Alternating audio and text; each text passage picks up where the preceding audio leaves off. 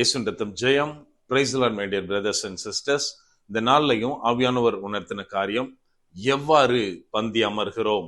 ஆவியானவர் உணர்த்தின வசனம் கொரிந்தியருக்கு எழுதின முதலாம் நிருபம் அதிகாரம் 11 வசனம் 26.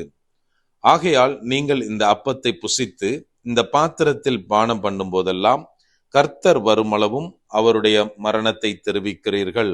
For as often as you eat this bread and drink this cup, you do shew the Lord's death till he come.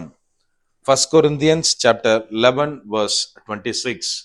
என கண்மானவர்களே, இந்த இடத்துல அப்போஸ்தலனாகிய பவுல் சொல்றாரு, அதாவது கர்த்தர் வருமளவும் நீங்க இந்த பானத்தை பருகும் போதும் அப்பத்தை போஜனம் பண்ணும் போதும் அவருடைய மரணத்தை நீங்க நினைவு கூறுங்கள் அப்படின்னு சொல்லிட்டு இந்த இடத்துல தெரிவிக்கிறார்.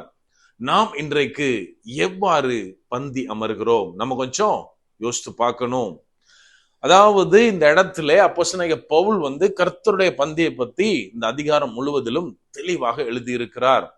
அவர் சொல்றாரு, முதலாவது செய்ய வேண்டிய காரியம், நாம் கர்த்தருடைய பந்தியில பங்கு பெறும் போது முதலாவது அவருடைய மரணத்தை நினைவு கூறணும். இன்னைக்கு நம்ம ஒரு இடத்துல ஒரு அசிங்கப்பட்டுட்டோம், ஒரு கஷ்டமான ஒரு காரியத்தை நான் சந்திச்சேன், ஒரு காலத்துல நான் மிகவும் தாழ்மையா இருந்தேன், மற்றவங்க முன்னாடி நான் அவமானப்படுத்தப்பட்டேன் அப்படின்னா அது மறுபடியும் நமக்கு நம்மளுடைய வாழ்க்கையில ரிப்பீட் ஆகக்கூடாது, அதை நம்ம யோசிக்கவே கூடாது அப்படின்னு தான் நினைப்போம். அந்த இடத்துல நான் அவமானப்பட்ட இடத்துல யாராவது இருந்தாங்கன்னா அவங்கள மறுபடியும் நம்ம பார்க்க கூடாது. அப்படியே பார்த்தா கூட அந்த சிந்தனை அவங்களுக்கு மறந்து போயிருக்கணும் இப்படின்னு தான் நினைப்போம். ஆனால் இங்க இயேசு கிறிஸ்து நமக்கு சொல்லி இருக்கிறார், அவர் சீஷர்களுக்கு அப்பத்தையும் அந்த திராட்சை ரசத்தையும் கொடுத்துட்டு அவர் சொல்றாரு, இது புதிய உடன்படிக்கைக்கான ஒரு அடையாளம், இது என்னுடைய சரீரமாகவும் இரத்தமாகவும் இருக்கிறது. இத நீங்க எப்பெல்லாம் பானம் பண்றீங்களோ, எப்பெல்லாம் இந்த போஜனத்தை எடுத்துக் கொள்ளுகிறீர்களோ, என்னுடைய மரணத்தை நான் திரும்ப வரும் அளவும் நினைவு கூறுங்கள் அப்படின்னு சொல்லி இருக்கிறாரு. அதைத்தான் இந்த இடத்துல இவர் சொல்லுகிறார். நாம் இன்றைக்கு நினைவு கூறுகிறோமா?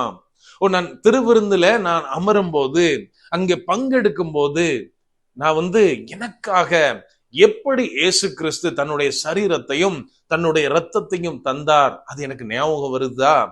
நான் என்ன மாதிரியா இருந்தேன், இவருடைய இரத்தத்தினாலே கழுவப்பட்டு இன்றைக்கு அதில் பங்கு பெறும்படியாக இந்த பரம அழைப்பு எனக்கு இருக்கிறது. என்னை இயேசு கிறிஸ்து தனது இரத்தத்தினாலே ரட்சிப்புக்குள்ளாய் மாற்றி இந்த இடத்துக்கு கொண்டு வந்திருக்கிறாருன்னு நம்ம நினைக்கிறோமா? நம்ம கொஞ்சம் யோசிக்கணும். இன்னும் அவர் சொல்றாரு, அதாவது தன்னைத்தானே சோதித்து அறிந்து நிதானிக்க கடவன். ஒவ்வொருத்தரும் யாரெல்லாம் பங்கு பெறுறாங்களோ அவங்கெல்லாம் அப்படின்னு இந்த இடத்துல எழுதுகிறார். இன்னைக்கு அநேக சபைகள் என்ன சொல்றாங்க அப்படின்னா, எப்படினாலும் பரவாயில்ல, நம்ம என்ன பண்ணாலும் பரவாயில்ல, திருவிருந்துல பங்கு பெறலாம். ஏன் அப்படின்னா, நம்ம ஏதாவது பாவம் செஞ்சிருந்தா கூட அதுக்கான விலைக்கரையம் ஆல்ரெடி செலுத்தப்பட்டாயிற்று அப்படின்னு சொல்றாங்க. எனக்கு அன்பானவர்களே, இயேசு கிறிஸ்து மரித்த பிற்பாடு புதிய உடன்படிக்கைக்கு அப்புறம்தான் இந்த காரியத்தை அப்போஸ்தலனாகிய பவுல் எழுதுகிறார்.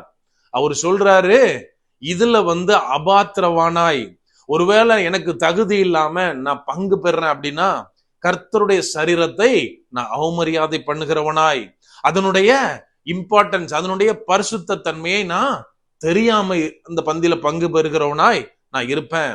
ஒருவேளை நான் அப்படி பங்கு பெற்றால், அவர் சொல்றாரு, இதனாலே உங்களில் சிலர் வியாதியாய், இன்னும் மேக்சிமம் போய் சொல்றாரு மரணமாய் நித்திரை அடைந்திருக்கிறார்கள் அப்படின்னு. அப்படியானால் இதனுடைய முக்கியத்துவத்தை நாம் புரிந்து கொள்ள வேண்டும்.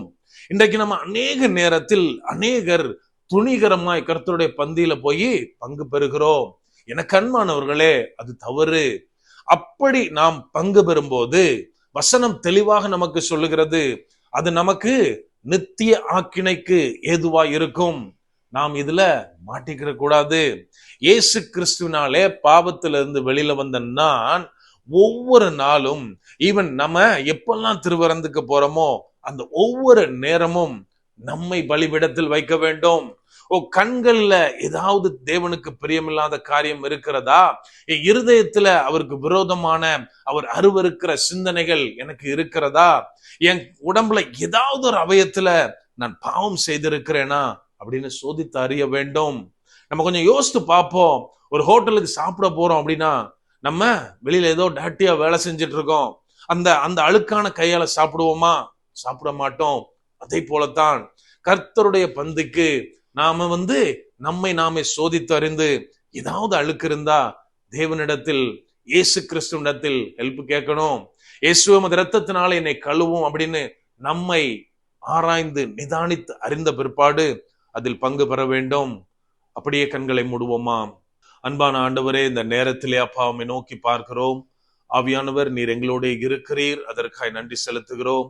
அப்பா, நீர் எங்களுக்கு ஒரு புதிய உடன்படிக்கையின் அடையாளமாய் போஜன பானத்தை எங்களுக்கு ஏற்படுத்தி இருக்கிறீர் தகப்பனே. அந்த மேலான கிருபைக்காய் நன்றி அப்பா.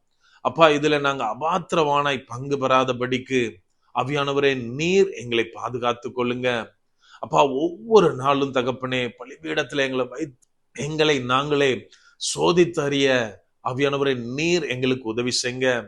ஏதாவது ஒரு காரியம் உமக்கு பிரியமில்லாத காரியம் எங்களுக்குள்ள நாங்க ஃபைன் பண்ணா அப்பா, அதை ஓவர் கம் பண்ண, எங்கள்கிட்ட இருந்து எடுத்து போட ஆவியானவரே நீங்க எங்களுக்கு உதவி செய்ங்க.